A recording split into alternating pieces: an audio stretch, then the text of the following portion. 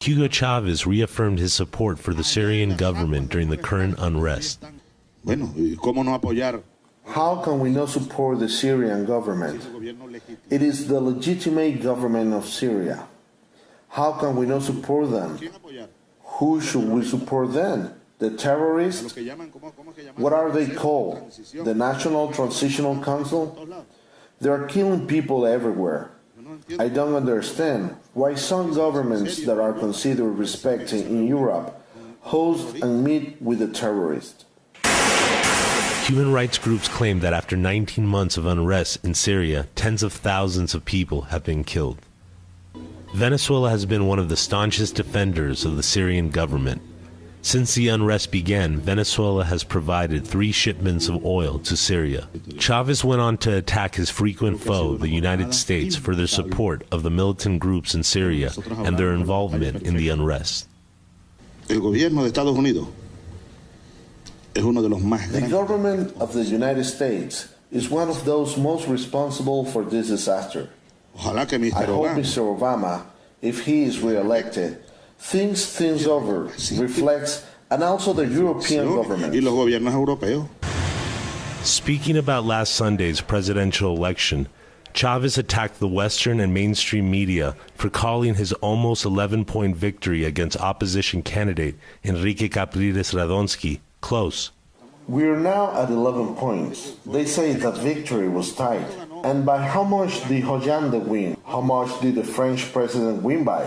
How many points? 3 points. By how much do you think Obama is going to win?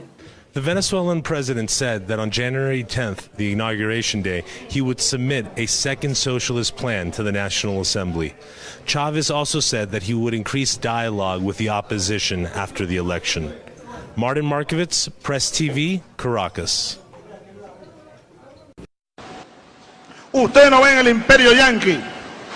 Ustedes no ven la masacre que el Estado genocida de Israel cometió contra un grupo de pacifistas que iban llevando una carga humanitaria al pueblo palestino que está en Gaza, rodeado por todos lados por Israel. No les permiten ni agua. Masacraron a una gente ahí. Ustedes lo vieron, ¿verdad? Bueno, vean ustedes Estados Unidos. Estados Unidos lo que dijo que está preocupado. Están preocupados. Imagínense, Alcalá, Dios nos libre, que eso hubiera ocurrido en aguas venezolanas. Ya estaríamos invadidos. Tengan la seguridad que ya nos hubieran invadido. Pero no, como es Israel, se le permite de todo. Entonces, ese es un ejemplo de doble moral.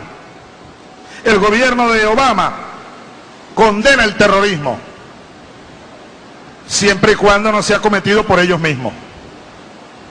Por ellos, Estados Unidos o sus aliados, Israel. Nos acusa a nosotros, a mí me acusan de patrocinar el terrorismo. Son ellos los que patrocinan el terrorismo. Aprovecho para condenar de nuevo, desde el fondo de mi alma y de mis vísceras, al Estado de Israel. Maldito seas, Estado de Israel. Maldito sea, terroristas y asesinos.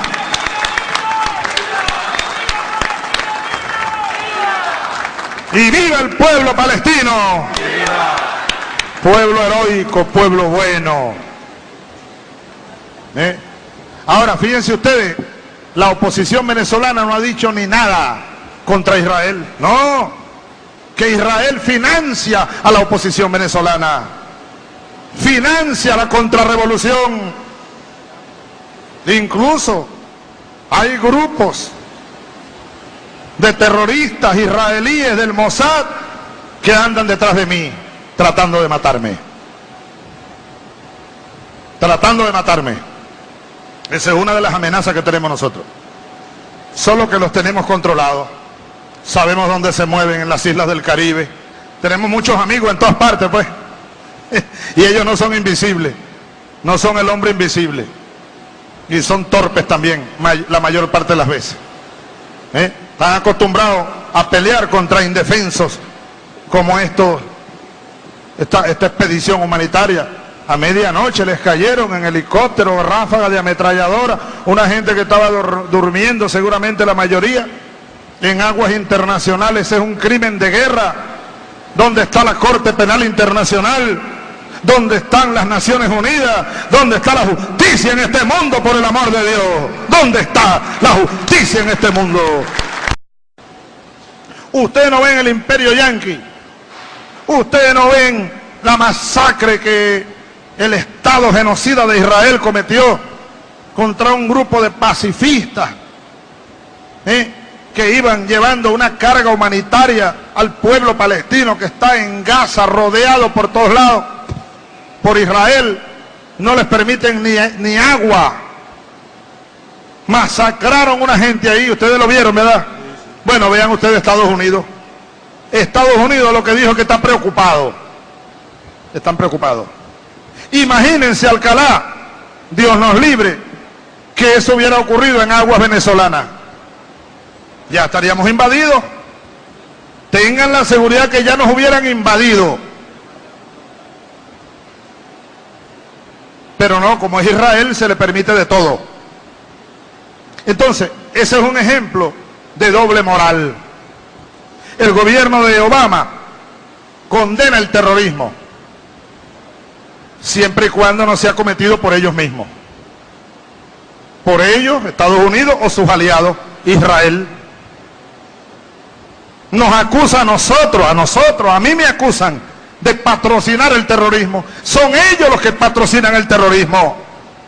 Aprovecho para condenar de nuevo, desde el fondo de mi alma y de mis vísceras, al Estado de Israel. Maldito seas, Estado de Israel. Maldito sea.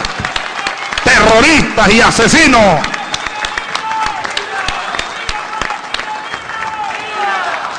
Y viva el pueblo palestino. ¡Viva! Pueblo heroico, pueblo bueno.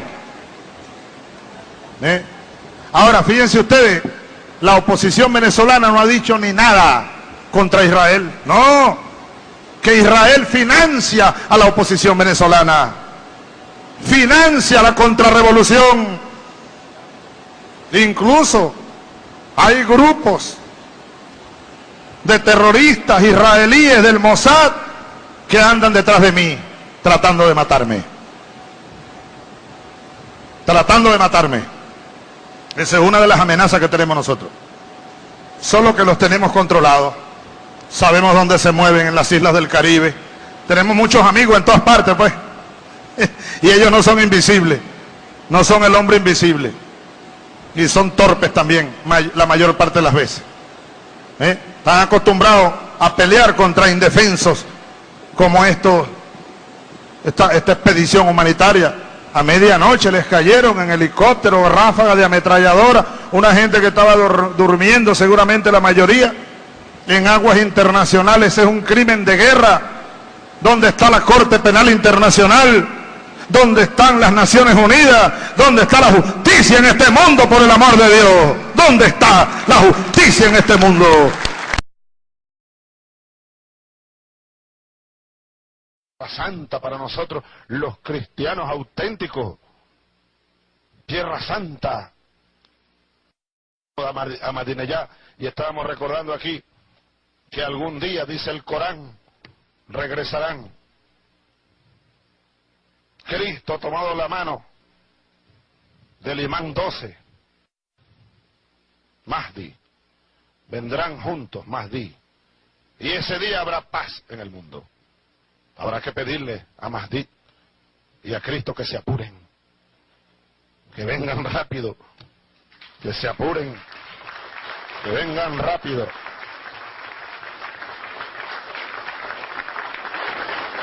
Cuántos peligros, Dios mío, sobre este mundo.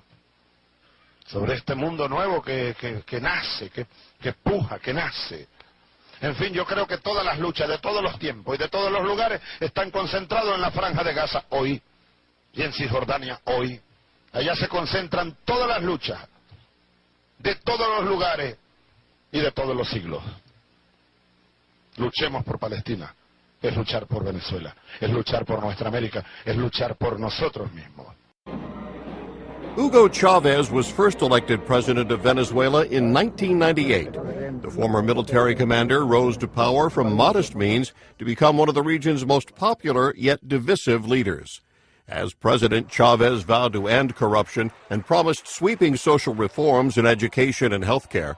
Over the years, Chavez had been a vocal critic of U.S. foreign policy and capitalism. On the world stage, Chavez was a firebrand and at times unpredictable. At the 2006 opening of the UN General Assembly, he told the audience the devil came here yesterday and was referring to former U.S. President George W. Bush. He made the sign of the cross and said he could even smell sulfur. In 2009, President Barack Obama shook hands briefly with Chavez, signaling an attempt to improve strained relations between the U.S. and Venezuela. The Venezuelan leader was never camera-shy around other world leaders, meeting with Russia's Vladimir Putin, Iran's Mahmoud Ahmadinejad, and Syria's Bashar Assad. Chavez also remained close friends with former Cuban dictator Fidel Castro and was a staunch ally of Cuba. Chavez also met several times with actor Sean Penn, praising the Oscar winner for his humanitarian work. Chavez went to Cuba in 2011 for cancer treatment after a tumor was discovered in his pelvic region. Despite claiming to be cancer-free in July of 2012, Chavez was forced to undergo more cancer treatment for a fourth time in December. Chavez returned to Caracas in February 2013. Ustedes no ven el imperio yanqui. Ustedes no ven la masacre que el Estado genocida de Israel cometió contra un grupo de pacifistas que iban llevando una carga humanitaria al pueblo palestino que está en Gaza, rodeado por todos lados por Israel. No les permiten ni agua. Masacraron una gente ahí, ustedes lo vieron, ¿verdad? Bueno, vean ustedes Estados Unidos. Estados Unidos lo que dijo es que está preocupado. Están preocupados. Imagínense, Alcalá, Dios nos libre, que eso hubiera ocurrido en aguas venezolanas. Ya estaríamos invadidos. Tengan la seguridad que ya nos hubieran invadido. Pero no, como es Israel, se le permite de todo. Entonces, ese es un ejemplo de doble moral. El gobierno de Obama condena el terrorismo, siempre y cuando no sea cometido por ellos mismos. Por ellos, Estados Unidos o sus aliados, Israel. Nos acusa a nosotros, a mí me acusan de patrocinar el terrorismo. Son ellos los que patrocinan el terrorismo. Aprovecho para condenar de nuevo, desde el fondo de mi alma y de mis vísceras, al Estado de Israel. Maldito seas, Estado de Israel. Maldito seas, terroristas y asesinos.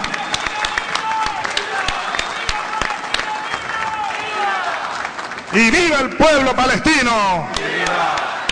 Pueblo heroico, pueblo bueno.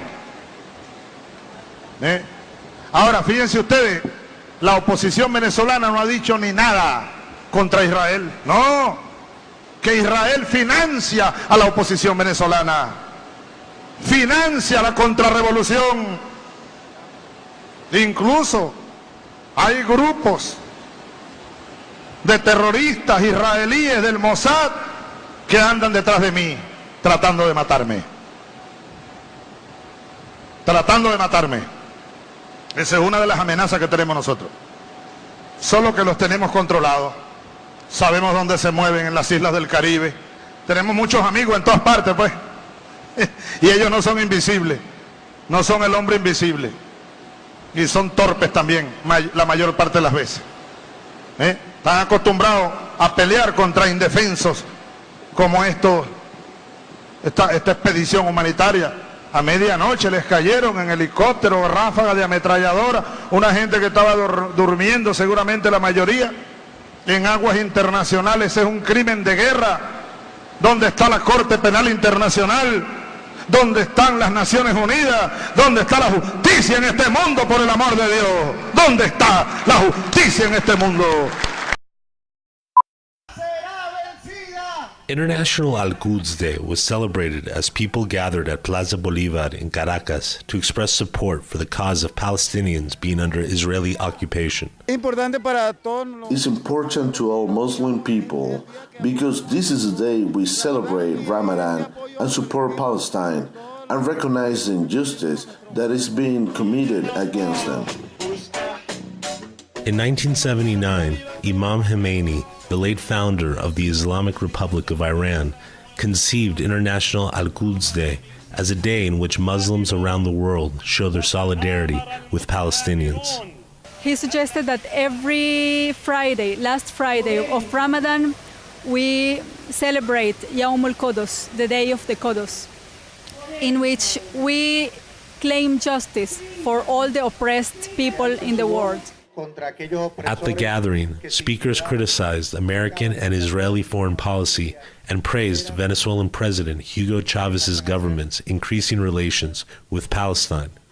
In 2009, Chavez recognized the state of Palestine and cut diplomatic ties with Israel. The policy of Chavez of cutting the relations, the diplomatic relations with Israel, has been very, very important and very significant, because it's not only a solidarity with Palestine by word, but also by action, something which almost no Arab country has done. This has been the third year that Al-Quds Day has been held in Caracas, Venezuela, and organizers hope for another one next year. Martin Markovits, Press TV, Caracas.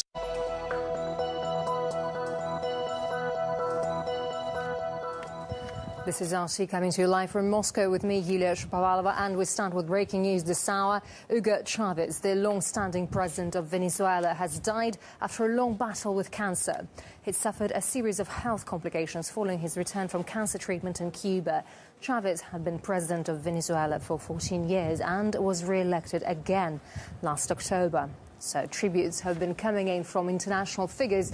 Ex-President Jimmy Carter applauded him for his bold assertion of autonomy, while Russia's UN envoy described his death as a tragedy. But amid the sadness, there has been anger as Venezuela's vice president accused the country's historical enemies of having a hand in his death. And while inside the country, Maduro ordered the military and police onto the streets to ensure security. That's after meeting with security officials and regional leaders. And that comes after the country expelled 2 U.S. officials for allegedly trying to undermine the health of the president. And RT's Marina Portnay is joining us now live from New York with the latest. Marina, hello. So tell us more about the announcement. Well, according to reports, President Hugo Chavez died around 16:25, that's 4:45 p.m. Caracas time, at a military hospital. Now, Venezuelan Vice President Nicolas Maduro, accompanied by senior ministers, announced that President Chavez had passed, describing the news as a moment of deep pain. Now, the country's national armed forces also pledged their unconditional allegiance to Vice President Maduro. Chavez, before he passed many weeks ago, said that when the time would come, he would like for Maduro to be his successor. Now, according to the country's constitution, the head of the Venezuelan parliament, Diosdado Cabello, assumes the interim presidency until the elections. Now, the vote for the new president should be held within the next 30 days and will likely pit Vice President Maduro against Enrique Capriles, the opposition leader and state governor who lost to Chavez in the October election. One recent opinion poll gave Maduro a strong lead, enjoying much support among many of the working class. Capriles, in the meantime, flew over to the United States over the weekend, visiting Miami and New York. Author and journalist Eva Gollinger says it's no coincidence that during a time of instability in Venezuela, the opposition leader from that country is attending meetings in the United States. This has been also typical over the past few years, over the past decade, really, of members of the opposition in Venezuela frequently coming to the United States to meet with their either financiers, because they get multi-million-dollar funding from the U.S. government and its different agencies, or from its allies, their allies here in the United States. Primarily members of former administrations, the Bush administration, but also the actual administration. And clearly, Enrique Capriles, who is coming to to the United States, to Miami, to New York, to meet with these individuals to discuss the future of Venezuela, if you want to put it that way. Yes, and what about the consequences of Chavez's death? Because we assume that Vice President Maduro will take the oath of office shortly. And what about international reverberations as well? Well, this headline has become a national and international headline. Chavez was one of the world's best-known socialist leaders and a staunch critic of the United States. Chavez never held back on criticizing what he called the imperialistic motives of the West. He ruled his country, a country with the world's largest oil reserves, for 14 years. He was a powerful player in the world of geopolitics. I could tell you, when he was visiting New York City for the annual United Nations General Assembly debate, everybody anticipated that his speech, the international body, would be one that made headlines, because he never held back. He never minced his words. He always took on a challenge, and he clearly was not intimidated to take on the United States and its Western allies. Of course, Venezuela and the United States didn't have good diplomatic relations. There's been comments coming from Washington with officials expressing that maybe in the future now the U.S. and Venezuela might have better diplomatic relations. But Hugo Chavez, whether you loved him or hate him, he leaves enormous big shoes to fill. And for that, we go to RT's Lucy Kafanov. A military man known to many as El Comandante. Yes, it's a good one. It's going to work very well. A politician devoted to promoting Venezuela's role as a key player on the world stage. Often a singer, sometimes a dancer, occasionally a joker. Some people think I'm unable to speak in public for less than 5 hours. Who held back no punches from his foes. Yesterday, the devil came out here. Right here. And it smells of sulfur still today. Hugo Chavez may have had many faces, but it is certain that he was one of the most outspoken and influential leaders of the 21st century. The world first met him as a young paratrooper with a tank. His 1992 coup attempt was doomed to fail, but his dream of a radical leftist revolution was not. Despite a brief prison stint for his actions, Chavez went on to run for president of Venezuela in 1998, winning the vote and assuming office in 1999. Under him, Venezuela went from being a major U.S. ally governed by and for the ruling class to a test case for the Chavez experiment with 21st century socialism. That meant nationalizing key sectors of the oil-rich nation's economy and pouring billions into welfare and social programs to help the previously marginalized poor. Chavez helped slash poverty rates, drive down unemployment, and reduce income inequality, winning die-hard supporters among the impoverished. But his Venezuela was also one of the most corrupt nations on earth, with a murder rate exceeding that of Iraq. Charges of authoritarianism, suppressing the judiciary, and silencing the press dogged Chavez throughout his presidency. Opponents fought to remove Chavez from power, including a 2002 coup attempt and a 2004 recall referendum. But he remained, winning another term in office in the 2012 election after facing the toughest electoral battle of his career. In his foreign policy, Chavez spearheaded the creation of today's anti-imperialist left-leaning bloc in Latin America, working to promote his vision of a multipolar world. He allied with Russia to develop energy contracts, financial arrangements, as well as arms deals, and made sure that subsidized oil flowed freely to allies like Cuba, Belarus, Nicaragua, and Syria. But it wasn't all smooth sailing when it came to his dealings with the West. Chavez was known to donate free heating oil to poor Americans, but had little love for their government. Relations have ranged from tense to outright hostility. The devil who tries to dominate the world. Venezuela is independent and free and will never be a North American colony. But in 2011, Chavez took up a new battle, the fight for his life against cancer. But just before the new year, and after 4 operations in Cuba, Chavez named his vice president as the preferred political heir. The final war waged by El Comandante. Venezuela's founding father, Simón Bolívar, was a hero in Latin America's push for independence. For Hugo Chavez, he was the inspiration for a populist revolution and a push to bring about a new world order. Revered by some, reviled by others, it is undeniable that Chavez and his Bolivarian revolution left a permanent mark on this country, this region, and the world. Lucy Kafanov, RT, Caracas, Venezuela. And to find more on these events, we're now joined live by geopolitical analyst Eric Treitzer. Eric, very nice to have you on the program. So with Chavez gone, will the regional bloc he helped create with countries like Cuba, Bolivia, Nicaragua survive? I think it very much can and will survive. The most obvious reason, of course, is because there are other very strong and charismatic leaders in that bloc. If we were to look just at the ALBA organization, we see President Correa in Ecuador, who just won a resounding electoral victory a couple of weeks ago. We see President Morales in Bolivia. We see President Ortega in Nicaragua, and other leaders emerging throughout the region that I think really cements not just the power and the prestige of the ALBA bloc, but in many ways it's an integral part of Chavez's legacy for the entire region beyond just Venezuela. Now, what will be Washington's next move in the region now that one of its principal opponents is gone?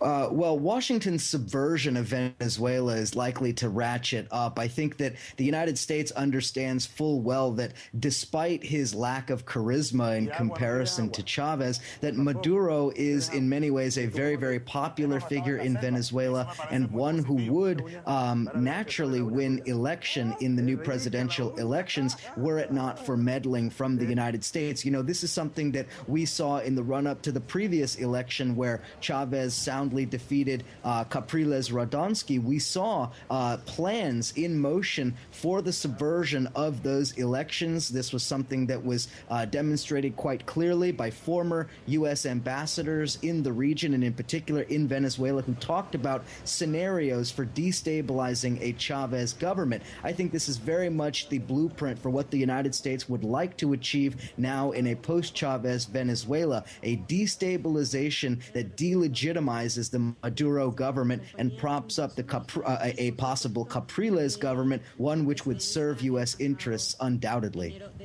Right. Chavez inspired regional powerhouses like Argentina and Brazil to take a step to the left. Will that momentum hold after his death? Well, again, I think that the momentum of the various countries is difficult to determine. Some countries are more closely aligned to the United States than others. Argentina, for instance, is engaged in multiple legal battles with the United States and with U.S. corporations. Argentina is emerging out of the wake of the IMF oppression under which they were dominated for many years. On the other side, though, Brazil is in a very different situation, seen as an emerging economy, part of the BRICS bloc, and so forth. So I think that the situations and circumstances of the various countries will determine just how far to the left they're willing to move and whether or not they'll be able to continue in the direction that Chavez had charted for them. What do you make of the accusations from Caracas of foul play in Chavez's death there? Well, I think that this and I know that other people have mentioned this as well, that it was indeed suspicious, not only the way in which and the speed with which Chavez deteriorated in this fight against cancer, but it was suspicious in the way in which the United States was acting, the way in which the United States had sent in multiple subversion forces into Venezuela last summer and before that. I think there's definite suspicion on this front, though no concrete evidence has been produced to this point, certainly something for investigation. Yes, and what about a successor? You mentioned it earlier, but many have said that the new Bolivarian revolution was actually held together only by Chavez's charisma. So will Vice President Maduro be able to fill those shoes? Well, I don't think that any one individual is going to be able to fill the incredibly large shoes that Chavez leaves, but I do think that there are they're coming generation of leaders inspired by and brought up in the Chavista system. And I think that the hope of all people, peace-loving people around the world and anti-imperialists around the world, the hope is that the progress that was made under the Chavez government has now been institutionalized, that it was not simply held together by the power of the character of Chavez, but rather that it is now forming the bedrock of Venezuela, and that Venezuelan politics and institutions will be forever shaped by Chavez rather than simply held together by him. All right, geopolitical analyst Eric Drater. Eric, thank you very much indeed, and we do apologize for some sound problems there. Thank you. Hugo Chavez reaffirmed his support for the Syrian government during the current unrest. How can we not support the Syrian government? It is the legitimate government of Syria. How can we not support them? Who should we support then? The terrorists? What are they called? The National Transitional Council? They are killing people everywhere. I don't understand why some governments that are considered respected in Europe host and meet with the terrorists. Human rights groups claim that after 19 months of unrest in Syria, tens of thousands of people have been killed. Venezuela has been one of the staunchest defenders of the Syrian government. Since the unrest began, Venezuela has provided 3 shipments of oil to Syria. Chavez went on to attack his frequent foe, the United States, for their support of the militant groups in Syria and their involvement in the unrest. The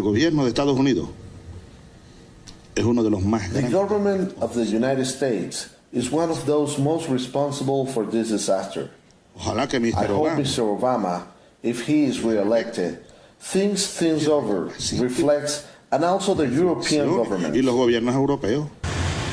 Speaking about last Sunday's presidential election, Chavez attacked the... Ustedes no ven el imperio yanqui. Ustedes no ven la masacre que el Estado genocida de Israel cometió contra un grupo de pacifistas que iban llevando una carga humanitaria al pueblo palestino que está en Gaza, rodeado por todos lados por Israel. No les permiten ni agua. Masacraron a una gente ahí, ustedes lo vieron, ¿verdad? Bueno, vean ustedes Estados Unidos. Estados Unidos lo que dijo es que está preocupado. Están preocupados. Imagínense, Alcalá, Dios nos libre, que eso hubiera ocurrido en aguas venezolanas. Ya estaríamos invadidos. Tengan la seguridad que ya nos hubieran invadido. Pero no, como es Israel, se le permite de todo. Entonces, ese es un ejemplo de doble moral. El gobierno de Obama condena el terrorismo, siempre y cuando no sea cometido por ellos mismos. Por ellos, Estados Unidos o sus aliados, Israel. Nos acusa a nosotros, a mí me acusan de patrocinar el terrorismo. Son ellos los que patrocinan el terrorismo. Aprovecho para condenar de nuevo Western and mainstream media for calling his almost 11-point victory against opposition candidate Enrique Capriles Radonsky close. We are now at 11 points. They say that victory was tight. And by how much did Hollande win? How much did the French president win by? How many points? 3 points. By how much you think Obama is going to win? The Venezuelan president said that on January 10th, the inauguration day, he would submit a second socialist plan to the National Assembly. Chavez also said that he would increase dialogue with the opposition after the election. Martin Markovits, Press TV, Caracas.